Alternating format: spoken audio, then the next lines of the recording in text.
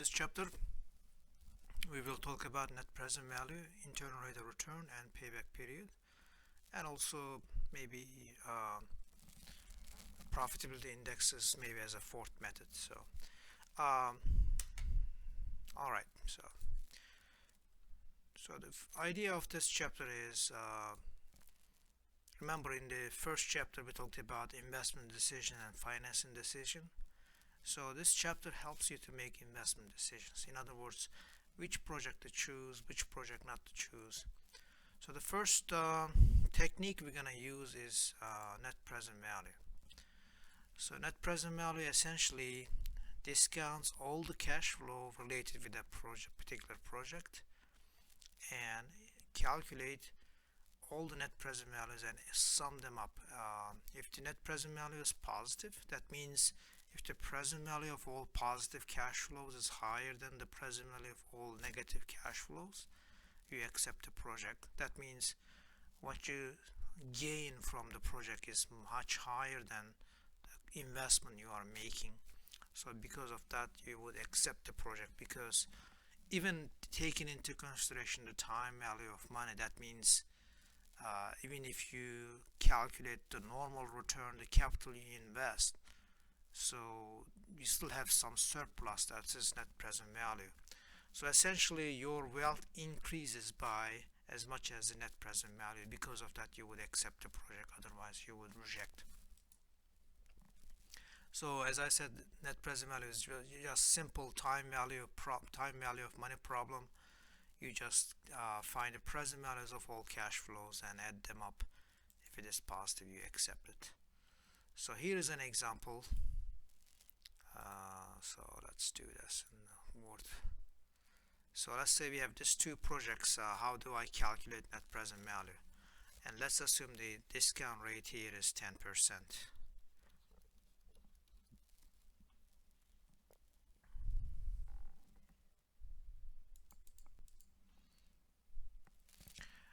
Let's start with the project A. So I'm gonna calculate net present value of project A. So you discount all the cash flows. In other words, you find the present value of all the cash flows, negative and positive, and sum those present values. So it's pretty simple. So the first cash flow is minus 500.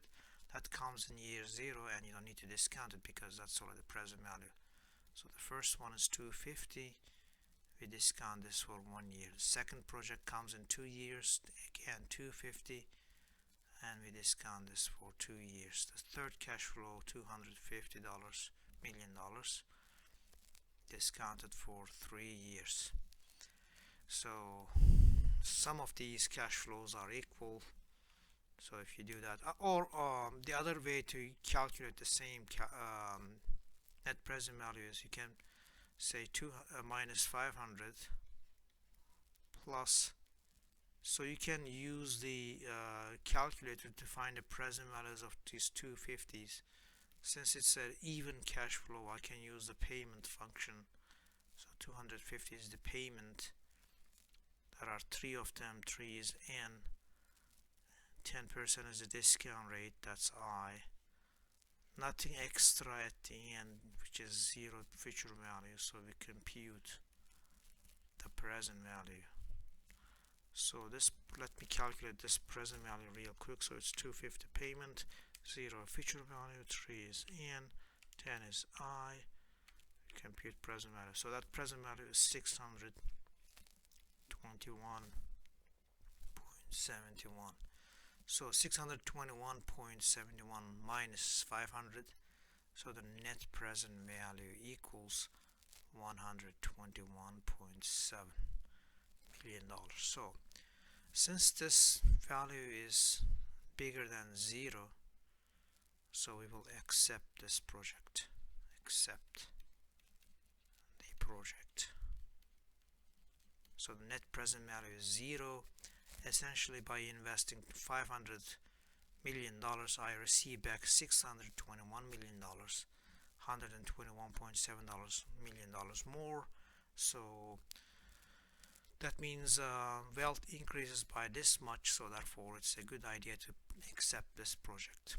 So If I do the same thing for the second project, so project B, net present value for project B equals minus 500, and there are 4 cash flows, so I can use NU the formula, right? So I can do this. Remember the NU the formula from the time value of money chapter times 1.1 to the 4th power. So you can also do that. So, or again, like we did before, you can use the payment function.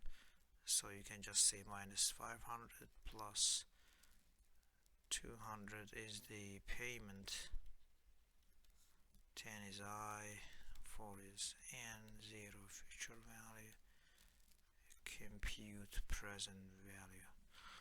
So that number is 200, payment, 10 is I, 4 is N, compute present value. So that's, so this thing is 633.97.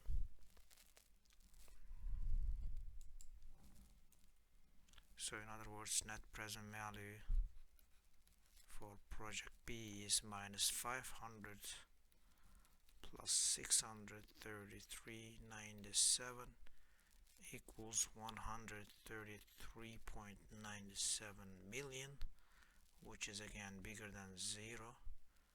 Again, we will accept this project too. So as long as you have a budget, you would take both of these projects. Typically, as long as project is has a positive net present value, you would accept if you have money to invest. But sometimes the projects are mutually exclusive, or you have some limited budget. In that case, you might look at which one has higher net present value. If I had to choose, if these two projects were mutually exclusive, I would choose project B. But if they are not, and if I have enough budget, I would choose both, because both has the net present value, positive net present value. So that's how you use net present value. That's how you calculate net present value. So second method is very simple. Method is called payback period. So this essentially finds how long does it take to recover your investment. So if that recovery period, which is called payback period, is less than the cutoff period or acceptable payback period, then you would accept, otherwise you would reject. For example, calculate the payback period of the following project. So in this case, so you invest $500 million. So first year cash flow is 200. So at the end of the first year, you will have 300 million to be recovered. Second year, you also have 200 million cash flow. So at the end of the second year, yeah, 100 million. So if the leftover cash flow is less than the cash flow in a year, you just take the ratio. In this case, leftover cash flow was 100 over 200, which is the total cash flow in year 3. So you need half. So essentially you need 2.5 years to recover your investment. So the payback period here is 2.5 years. So in this example, the cutoff period is 3 years. In that case, we would accept the project because it's shorter. I mean, it's a very simple method, simple to calculate, as you can see. The question is how this would change if cash flows are not even. So I mean, same method. So we would start with minus 500. First year you recover 200. So at the end of the first year you will have 300 million to be recovered. Second year your cash flow is 100, so you will need full second year too. At at the end of the second year you will have $200 million to be left to be recovered. The third cash flow is 800, so you need only 1/4 of the year, right? So we will take the ratio since the leftover cash flow is less than the cash flow during that year, so that's 0.25. So I need the full first year, full second year, so the total payback is 225 years. So again, if the cutoff period is 3 years, we would take this project as well. So as you can see, this is pretty simple to calculate.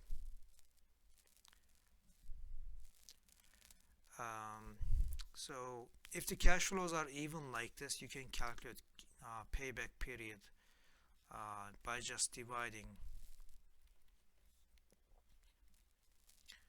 the initial cash flow or the investment by the even cash flow. So here it's exactly 2 years, and for the second one 2.5 years. I gave you this example just to show you that just based on these results you would maybe take the project A because has a shorter payback period, 2 years only, versus the second project has 2.5 years to recover. But this one of the main weakness of this method is it ignores the cash flow after the cutoff period.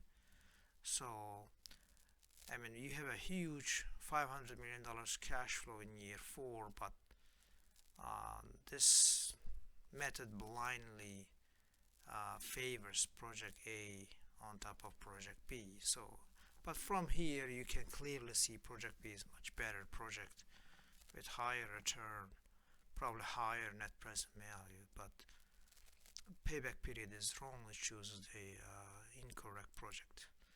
So this is easy to calculate some of the strengths of payback period, but it does not take the time value of money into consideration. Remember, we didn't discount any cash flows, and it ignores the cash flow after the cutoff period. So we can maybe calculate discounted payback period to fix the time value of money into consideration problem. So all the cash flows will be discounted first, then you will go as usual. So I think I should do this in somewhere else. So let's say if this is the problem, and again if we assume discount rate is 10%, how do I calculate discounted payback?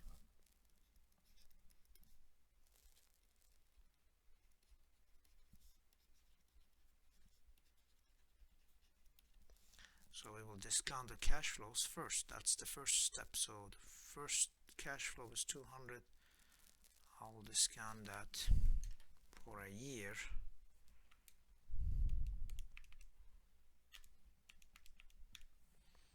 So that would be 181.82. Take the second cash flow, which is 100, and again find the present value. So this comes in, okay, I shifted a little bit, so like this. So the second cash flow is discounted 2 years because it comes in 2 years, right?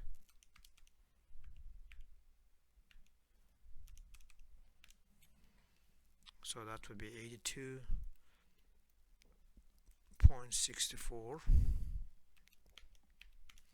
and the present value of the third cash flow is 800 divided by 1.1 to the 3.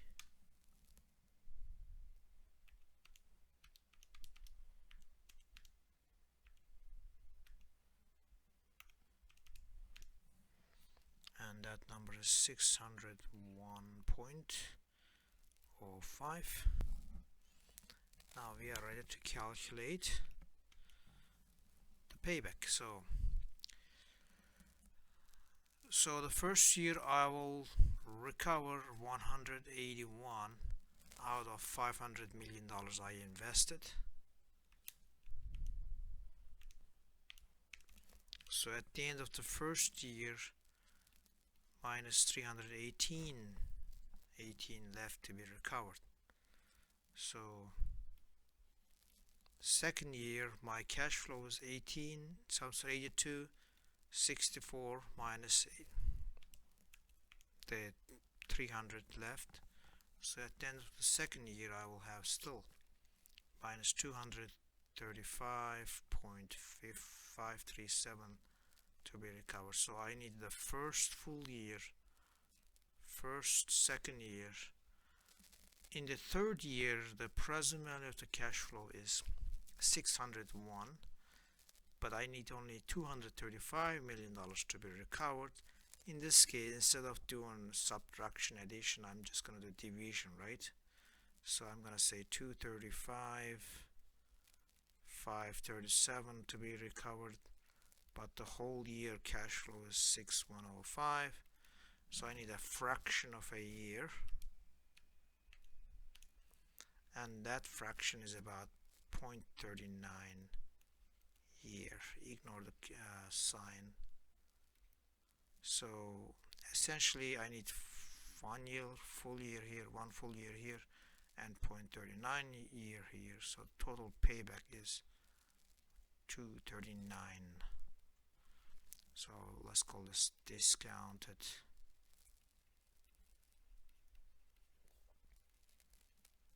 payback period is 2.39 years.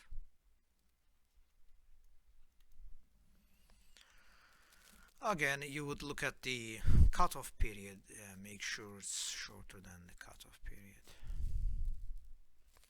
Although now we resolve the ignoring the time value of money problem, but still ignores some cash flows, which is a serious weakness for the payback period.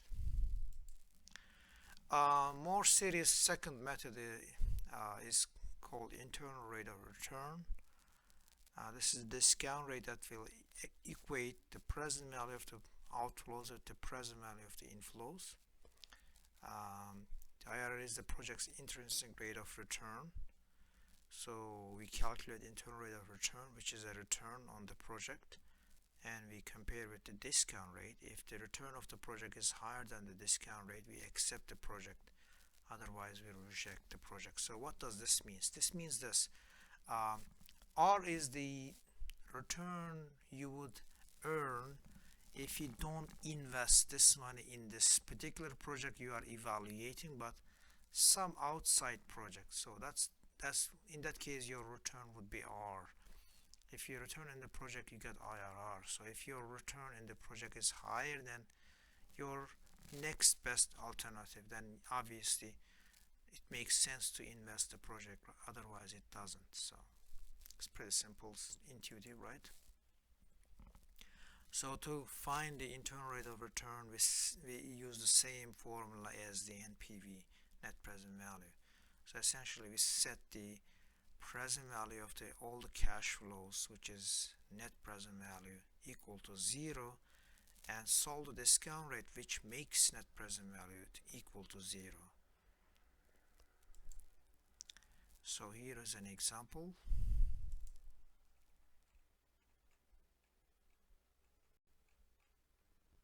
Okay, which example is that? Okay, let's say discount rate is 15%.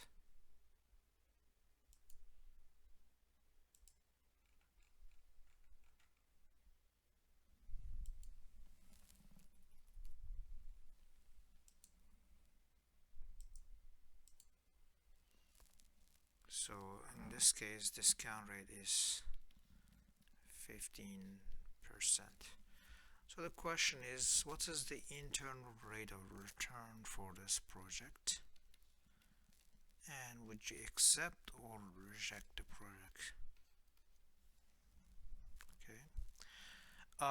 Remember, we set the net present value equal to 0. So net present value of this project equals to 0.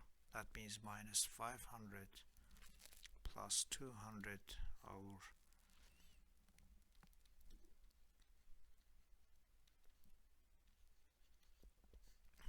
the present value of the second cash flow is that plus 200,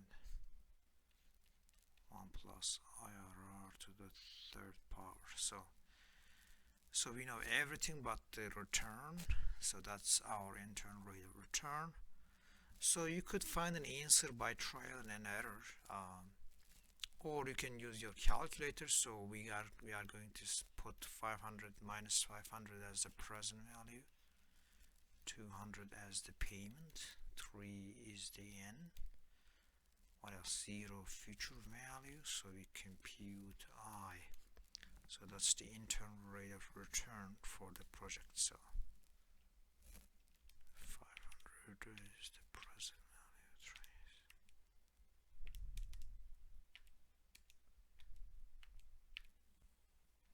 So the internal rate of return for the project is 9.7%. Since this is less than 15% discount rate, we have to reject this project.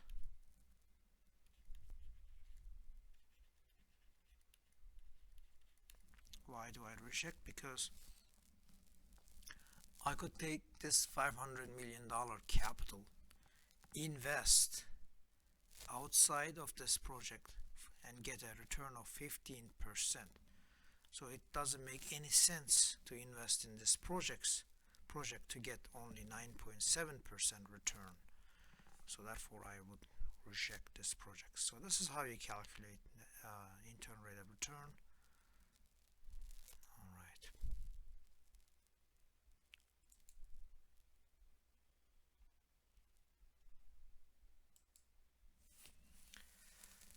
Some of the issues with internal rate of return is there could be a multiple rates of return. That means, especially if the sign changes, that means one year you have a negative cash flow, next year you have positive cash flows, the following year you have a negative cash flow. In that case you might have multiple IRR because the cash flow is changing back and forth. So that's a problem because it might be hard to make decision if the discount rate is in between. And also it doesn't differentiate between borrowing or lending. That means for example, if you borrow money, let's say you borrow 100, you invest $100 million and you receive $300 million. That's a pretty good deal. So you can calculate IRR here is 200%, right? But on the other hand, so if you receive 100 now and pay 300 later, and that's also the same internal rate of return, so would that be, are they equal? They are not obviously equal. In the first case you invest only 100 but you get back 300, so that means you triple your investment. But here you receive 100 and you pay back 3 times more. So obviously this is another good deal, the second one. But if you look at the IRR, these two are equal, which is not. And in certain cases, if you have mutually exclusive projects, it might point to the wrong project. So for example, let's do this example.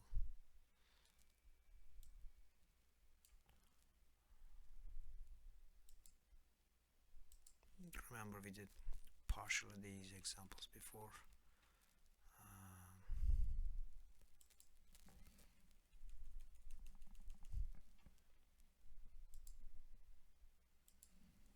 So why don't we calculate net present value and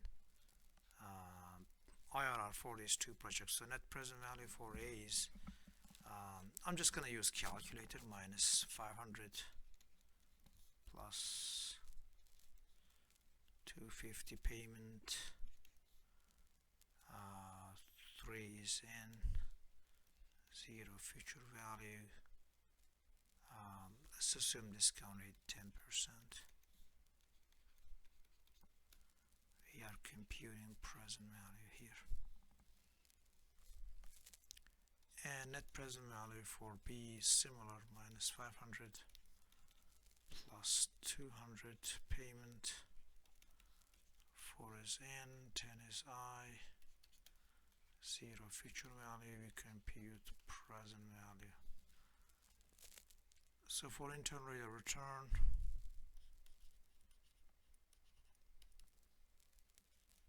I'm gonna put minus 500 as the present value, 250 is the payment,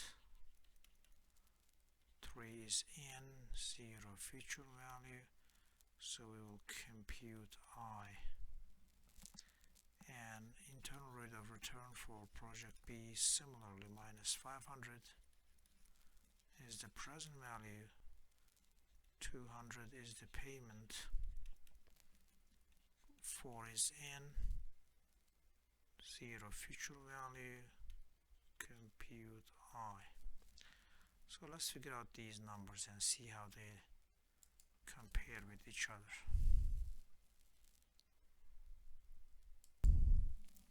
So based on the net present value, we just calculated everything here. So based on net present value, project B is better. So net present value of project B is higher than net present value of project A. So we will say take B, project B. If you look at the internal rate of returns, internal rate of return of A is much higher than internal rate of return of project B. So based on this, take A. So there's a conflict. So one method says take B, and then one method says take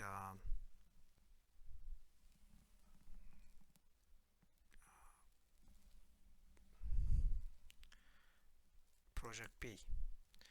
So obviously the question is, would you rather to have a higher return, or you would rather to have a higher amount of money?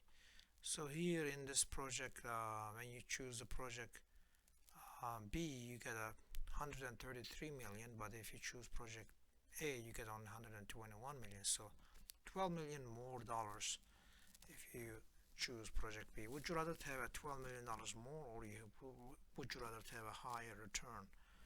So this is kind of misleading. This not gives you the right decision. The reason project A has a little bit higher return because it's only 3 years project, but after 3 years you won't be able to repeat this project. So therefore after 3 years probably you're gonna get a return of only 10%. So that's why although this looks higher return, but actually it doesn't add you higher value. So therefore we have to go with project B because it has higher net present value. So internal rate of return doesn't point out the right decision in this case. So in case of mutually exclusive projects, the IRR may lead to a wrong decision. So therefore we have to go always with net present value. So to be able to see this picture, or why there is a conflict, maybe we should look at the net present value profile of the two projects, and then we can go from there. So if you look at this project, let's try to draw the NPV profile of these two projects. NPV profile means on the horizontal axis we're gonna have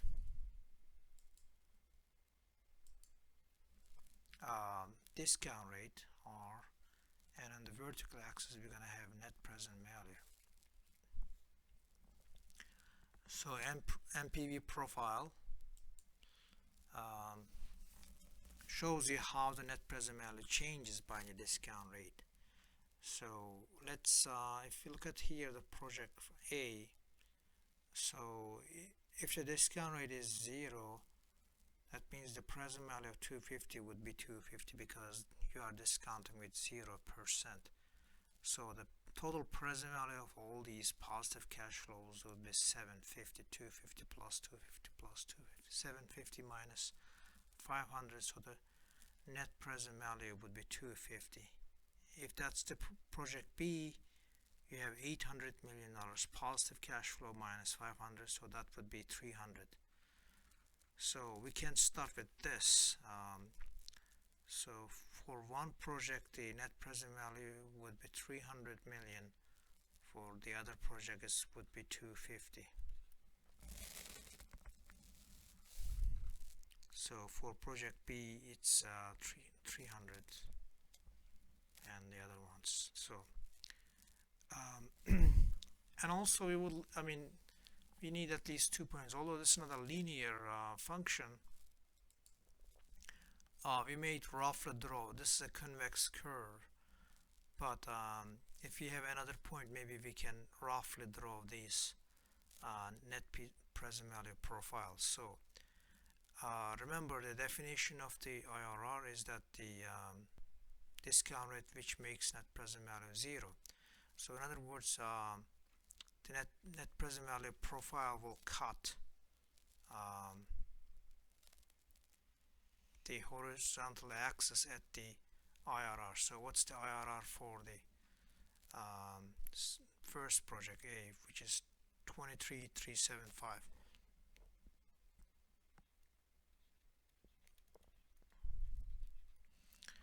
For the second project, internal rate of return is 21.86.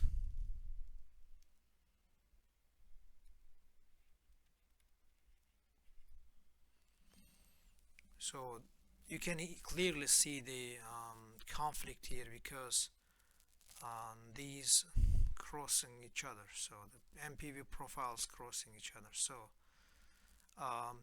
after this is called crossover point.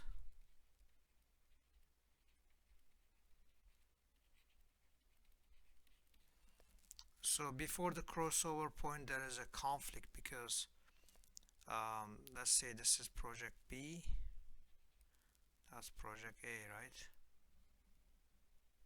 No, the other way around, right?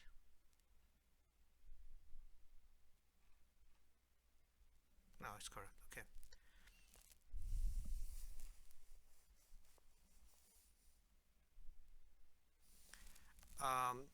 The conflict is if the discount rate is less than crossover point, project B has higher net present value compared to project A.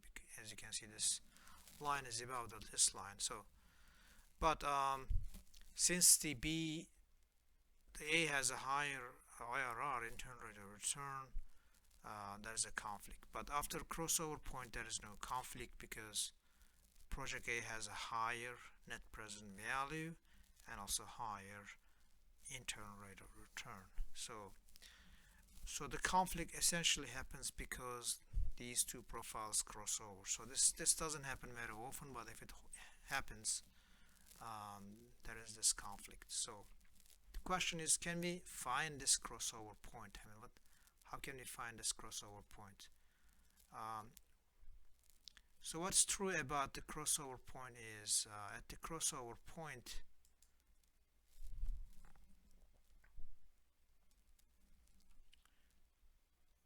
what's true about the crossover point is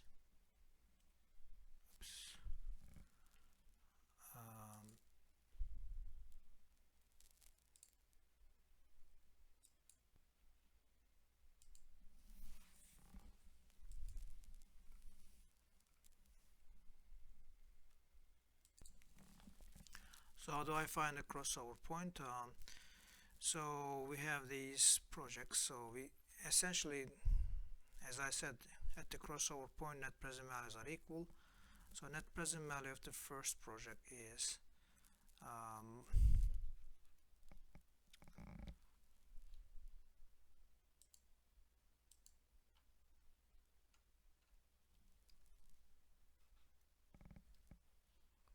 that's great.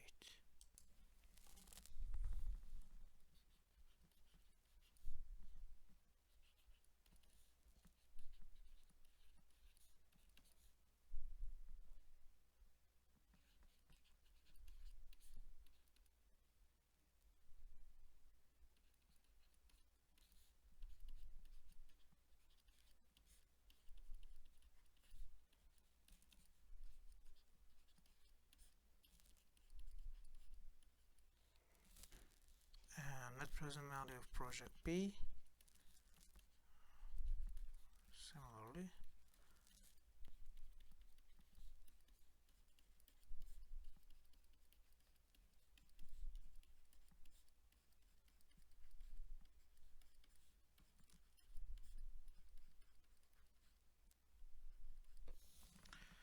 so if these two are equal to each other, these will cancel, right? So I will collect this. Let's collect the first equation on the other side. So I'm gonna have 200 minus 250, 1 plus r,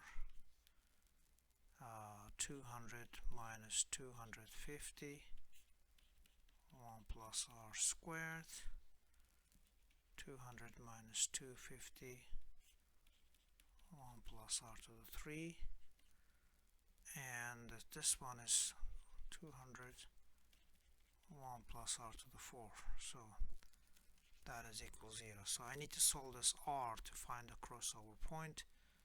So the way we can do this is you can use your calculator. So as you can see, the first three cash flows are minus 250 and the last cash flow is 200. You can enter these numbers in your calculator and solve for I or IRR. So you can use IRR formula to find an answer. So since the cash flows are even in this case, I can even use my normal calculator button. I'm just gonna put minus 50 as the payment. I'm gonna put 4 is the n. I will put 250 to fool the calculator as the future value, 0 present value, so I compute I. So let me just do that. So 50 payment, 250 future value, 4 is in, 0 present value, compute I. So if you do that, you get I to be 15.09%. So the crossover point is very close to 15.1%.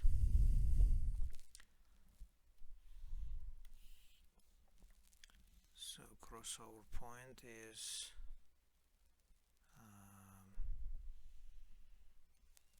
about 15%.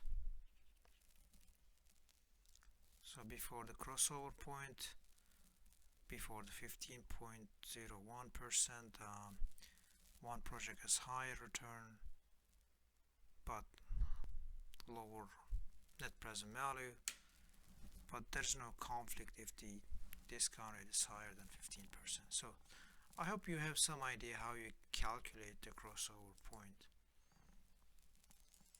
and you see the same. I did this with using Excel, so it looks much nicer. So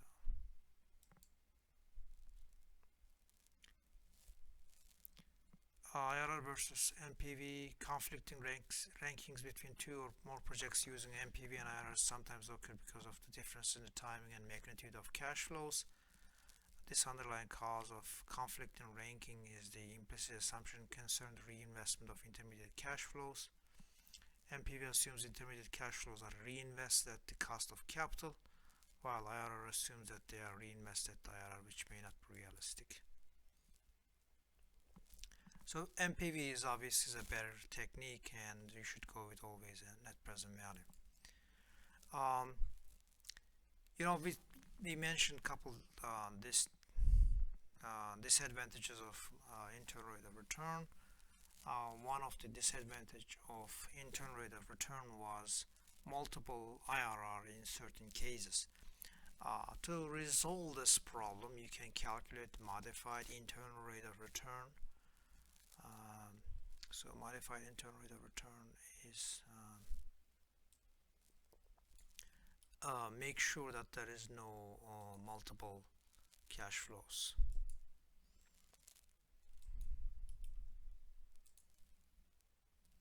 So let's say we have these two projects. Let's say discount rate is again 10%. So I can easily calculate modified internal rate of return here. So let's calculate modified internal rate of return for project A. So in modified internal rate of return, so let's say this is the cash flows. So time 0, 1, 2, and 3 at time 0, cash flow is minus 500, 250, 250, and 250. So what you do is you find the future values of all positive cash flows. So I'm gonna start with the first positive cash flows, 250. I'm gonna find the future value of this. So that means I have to invest 1 and 2 period at the discount rate of 10%. So second cash flow can be invested only 1 year, but the third cash flow you don't have a chance to invest. So the future value of 250 at year 3 is already 250, and future value of the second cash flow would be 275, right? 250 times 1.1, 275. And the future value of the first cash flows,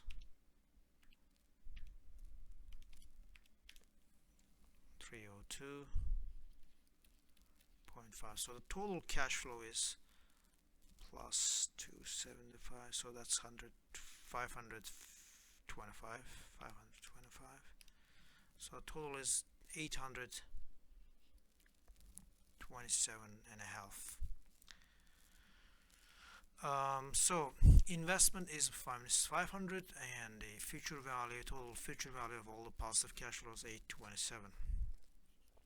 And the modified internal rate of return is the implied return. That's total future value. This is the total present value. So this is a 3-year project, so I will take the 1/3 power of that.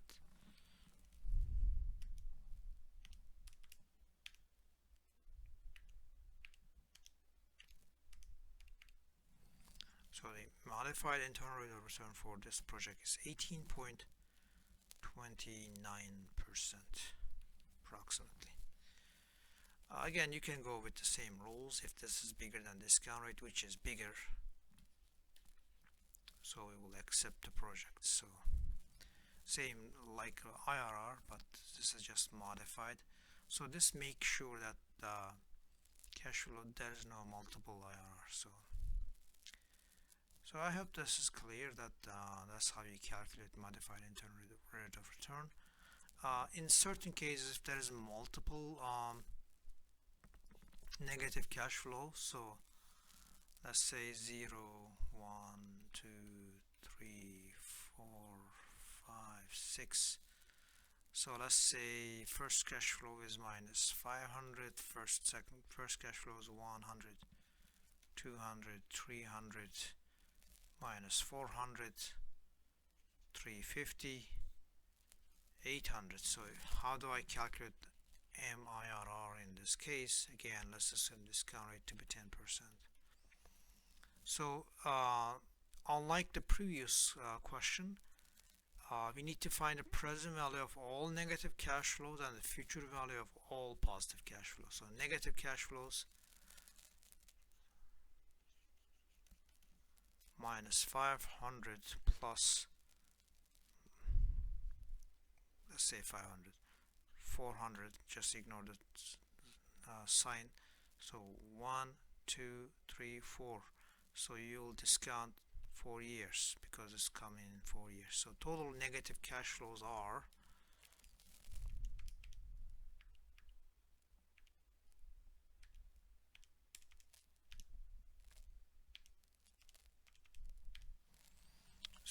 minus 773.2. So the positive cash flows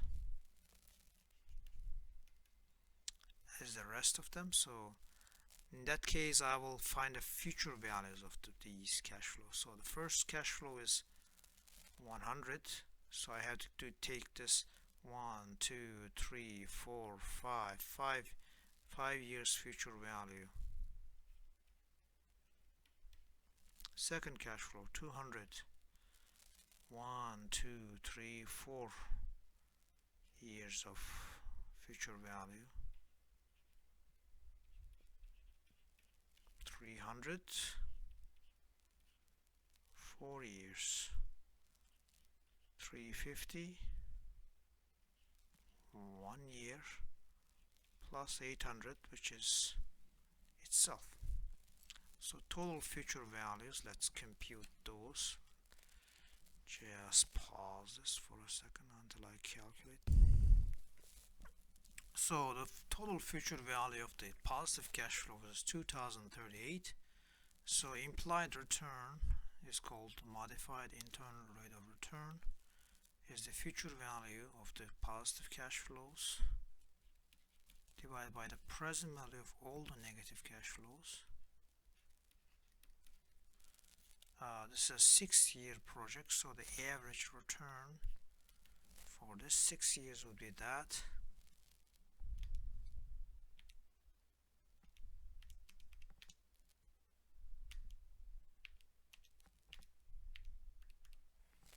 And the return would be 17.53%.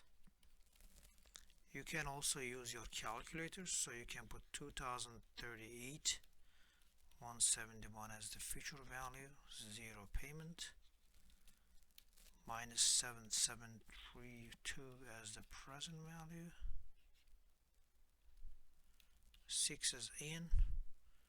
You can compute I. So that's how you calculate modified internal rate of return.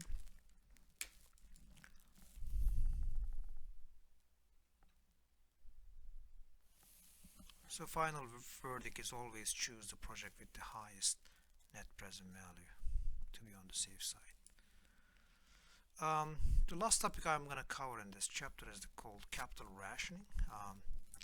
As I said at the beginning, you would normally take all the projects with the positive net present value, but sometimes you have a limit.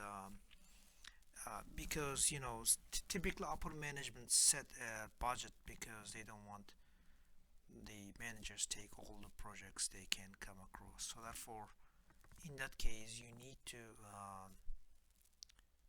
choose the projects that gives you the highest net present value. So we can actually do that using calculating profitability index, which is net present value over initial investment. So as you can see, this is not a new method, but sort of modification of net present value and ranking the projects based on net present value per dollar invested. So this is net present value per dollar invested, and you want to maximize that number. So you can calculate profitability index for each project in your portfolio, and then based on your capital you could start accepting project with the highest PI index, profitability index, and then until you finish your budget. So let me give you an example. Let's say we have this example that we have 1, 2, 3, 4, 5 projects, and they require different investments, and these are the cash flows, and let's say we have $20 million budget. So which one would you choose?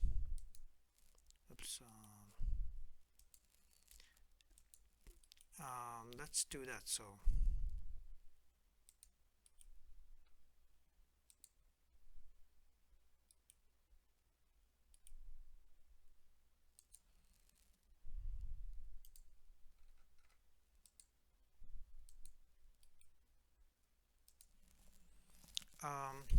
let's first calculate each project's net present value,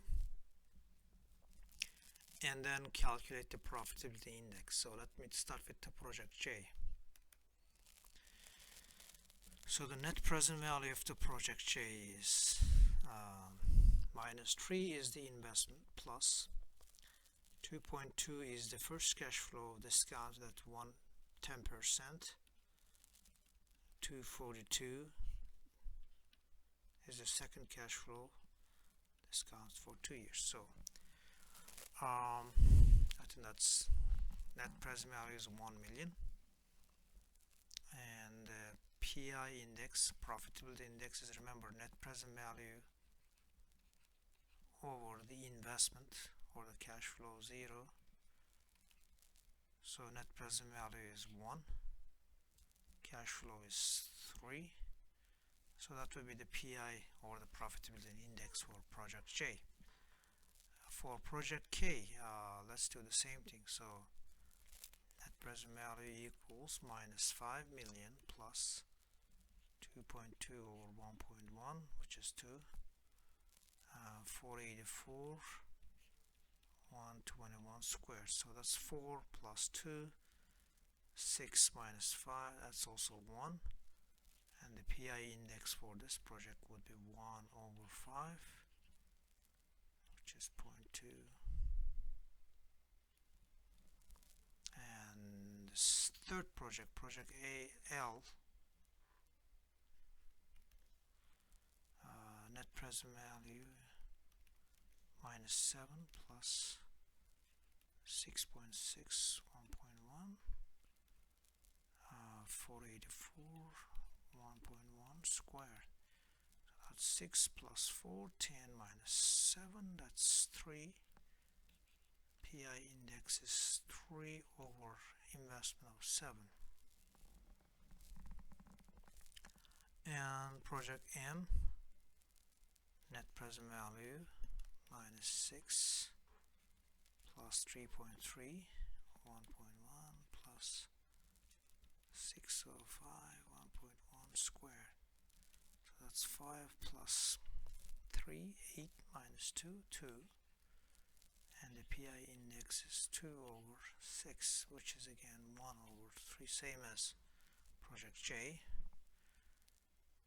And final project, project N, net present value for project N is minus 4 plus 1.1 over 1.1 plus 484, 1.1 squared.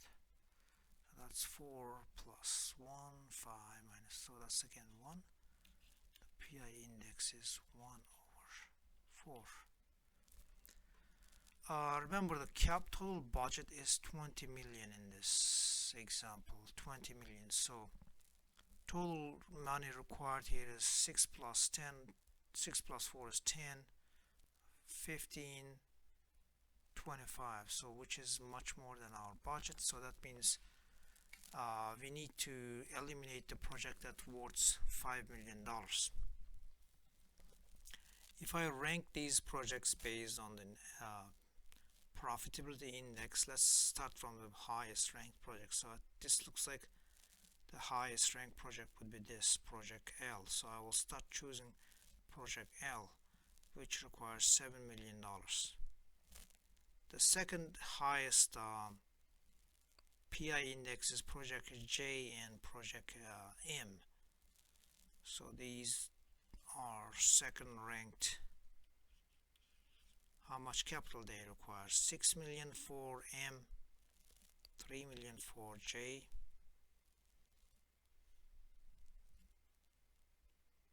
So 3 million and 6 million. So that's 9 plus 7, 16 million. So 16 million. So I have only 4 million left to spend. What's the next ranked project? So this is 0.25, this is 0.2. So that's gonna be my fourth ranked project because that's higher PI index, and this requires $4 million investment. So that's plus that, so 20 million. So now I use all my budget and I chose the first 4 projects. So that means I won't be able to take the project K, although it has a positive net present value, but because I'm looking for the best, the highest bang for the buck, whatever. So therefore I will not be able to take project K. So that's it for today, and hopefully next time I will do some more problems.